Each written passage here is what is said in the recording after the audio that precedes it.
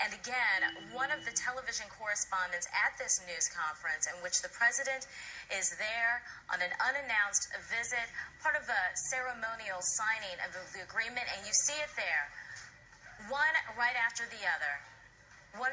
One of the journalists jumps up, throwing the shoes at the president. Let's listen in.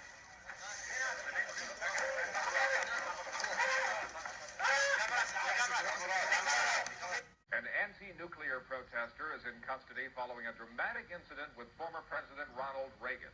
Reagan was giving a speech at a Las Vegas hotel when the man rushed the stage and smashed a large crystal award that Reagan had just been given.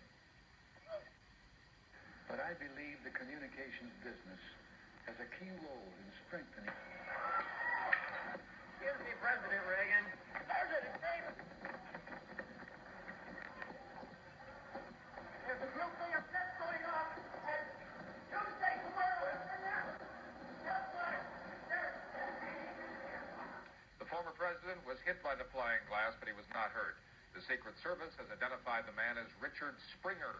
He was in Las Vegas to protest the testing of nuclear weapons in Nevada. Manufacturer. It was a near-miss Monday for former President Reagan. Strengthening. Excuse me, President Reagan. President Reagan. Anti-nuclear activist smashed a Crystal Distinguished Service trophy. Mr. Reagan had been awarded moments before by the National Association of Broadcasters. Las Vegas police say Richard Springer will be charged with assaulting a former president. He's a founder of an anti-nuclear group.